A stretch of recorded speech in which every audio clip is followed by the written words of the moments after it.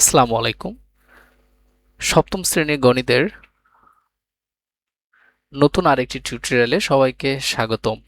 আজকে আমরা আলোচনা করব অধ্যায় ১ মূলদ ও অমূলদ সংখ্যার পার্ট ৩ অর্থাৎ ৮ পৃষ্ঠার অনুশীলনীর ৩ নং প্রশ্নের সমাধান। তো দেরি না করে চলো শুরু করা যায়। আমাদের ৩ নম্বর যে প্রশ্নটি আছে সেখানে বলা হচ্ছে নিচের সংখ্যাগুলোকে কোন ক্ষুদ্রতম সংখ্যা দ্বারা গুণ করলে গুণফল পূর্ণবর্গ সংখ্যা হবে। আমাদের ক নম্বর যে প্রশ্নটি আছে ১৪৭, এই ৪৭টিকে আমরা আহ, আহ, পূর্ণবর্গ সংখ্যা করব। তো এটাকে করার জন্য আমরা প্রথমে ১৪৭কে মৌলিক গুণনীয়কের সাহায্যে বিশ্লেষণ করব, দেন সেটাকে আমরা লসাগু করব। অর্থাৎ এর শেষে দেখছো যে যেহেতু এখানে মৌলিক গুণনীয়ক সংখ্যা বলছে, অর্থাৎ মৌলিক সংখ্যা দিয়ে আমরা জানি সব থেকে ছোট মৌলিক সংখ্যা ২, ৩, ৫, ৭, অর্থাৎ মৌলিক সংখ্যা দিয়ে এটাকে আমরা লসাগু করব।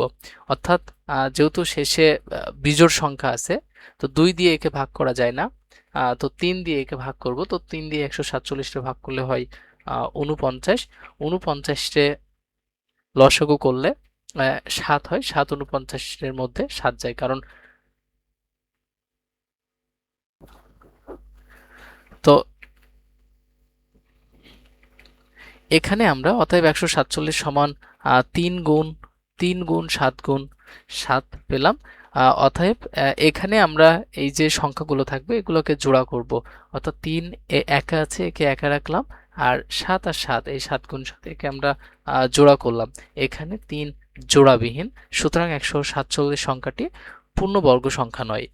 ৩ দ্বারা গুণ করলে সংখ্যাটি পূর্ণবর্গ সংখ্যা হবে। অতএব নির্ণয়ে ক্ষুদ্রতম সংখ্যা ৩। অর্থাৎ আমাদের প্রশ্নটা বলেছিল যে কোন সংখ্যা নিচের সংখ্যাগুলোকে কোন ক্ষুদ্রতম সংখ্যা দ্বারা গুণ করলে গুণফল একটি পূর্ণবর্গ সংখ্যা হবে। অর্থাৎ এখানে যে ১৪৭ সংখ্যাটি আছে সেই সংখ্যাটিকে যদি আমরা ৩ দিয়ে গুণ করি তাহলে এটার যে গুণফলটা হবে সেটা একটি পূর্ণবর্গ সংখ্যা হবে। শিক্ষার্থীরা আশা করি অঙ্কটা তোমরা বুঝতে পারছো। চলো আমরা খ দাগে চলে যাই। আর কোনো অঙ্ক যদি সমস্যা থাকে, যদি না বুঝো তাহলে কমেন্টে অবশ্যই জানিও। আমাদের লিখি খ সমাধান। তো ক এর মতো এটাকেও আমরা লিখে নিব।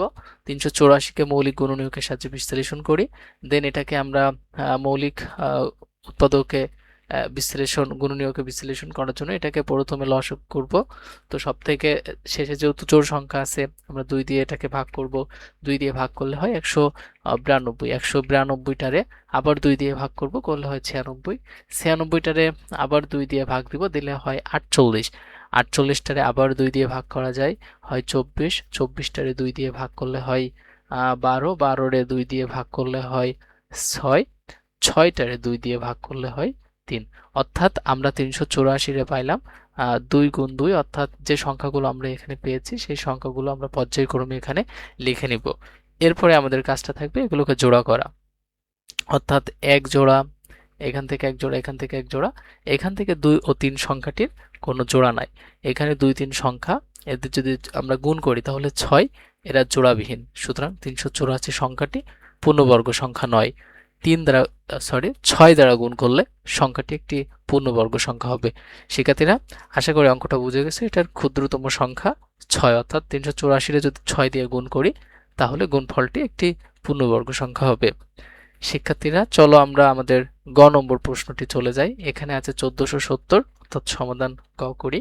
১৪৭০কে মৌলিক গুণনীয়কের সাহায্যে বিশ্লেষণ করি। ১৪৭০কে আমরা মৌলিক গুণনীয়কের সাহায্যে বিশ্লেষণ করার সময়, অর্থাৎ প্রথমে ১৪৭০-এ ২ দিয়ে ভাগ দেই, হয় ৭৩৫। ৭৩৫টারে ৩ দিয়ে, অর্থাৎ ৭৩৫ যেটা, এটাকে ২ দিয়ে ভাগ করা যায় না, সেজন্য এটাকে আমরা ৩ দিয়ে ভাগ দিব। ৩ ৭৩৫-এর মধ্যে যায় ২৪৫ বার। ২৪৫-এ ৩ দিয়ে ভাগ করা যায় না, তো ৩-এর পরে মৌলিক সংখ্যা ৫, এর জন্য আমরা ৫ দিয়ে ২৪৫টারে ভাগ করলে হয় ৪৯। ৪৯-এর পরে মৌলিক সংখ্যা আছে ৭, ৭ দিয়ে ৪৯-এর ভাগ করলে হয় ৭, অর্থাৎ ১৪০৭ সমান ২, ৩, ৭, ৭, এগুলোকে আমরা জোড়া করব।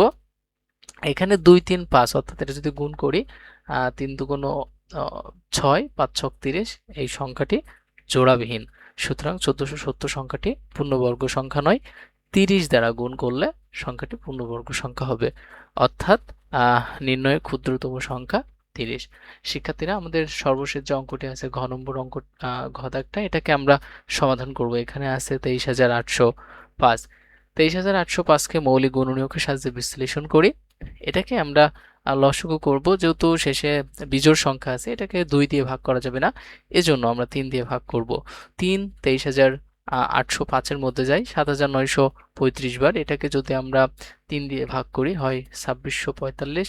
2645-টারে যদি আমরা 5 দিয়ে, অর্থাৎ 3 এর পরে 5, 3 দিয়ে 2645-টা ভাগ করা যায় না, দশমিক সংখ্যা বের হয়।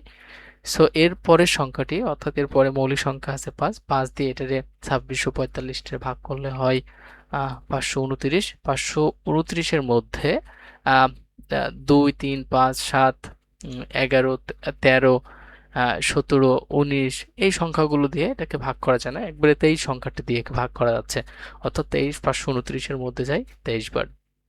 অতএব 23,805 সমান 3 গুণ 3, 5 গুণ 23 গুণ 23, অর্থাৎ এই সংখ্যাগুলো আমরা লিখে নিব। দেন এটাকে আমরা জোড়া করব, অর্থাৎ এখানে 3 জোড়া, এখানে 23 জোড়া, এখানে সিঙ্গেল যে শব্দটি আছে সেটা 5, এখানে 5 জোড়াবিহীন।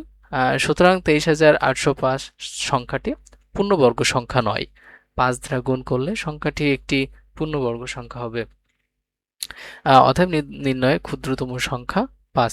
আশা করি শিক্ষার্থীরা তোমরা এই অঙ্কটি বুঝে গেছো। আজকের ক্লাসটি তোমার যদি কোনো সমস্যা থাকে অবশ্যই কমেন্টে জানাও, আর পরবর্তী ক্লাসে তোমাদের 4 দাগ নিয়ে আসবো। তো নেক্সট ক্লাস পর্যন্ত সকলেই ভালো থাকো, সুস্থ থাকো। আজকে এই পর্যন্তই। আল্লাহ হাফেজ।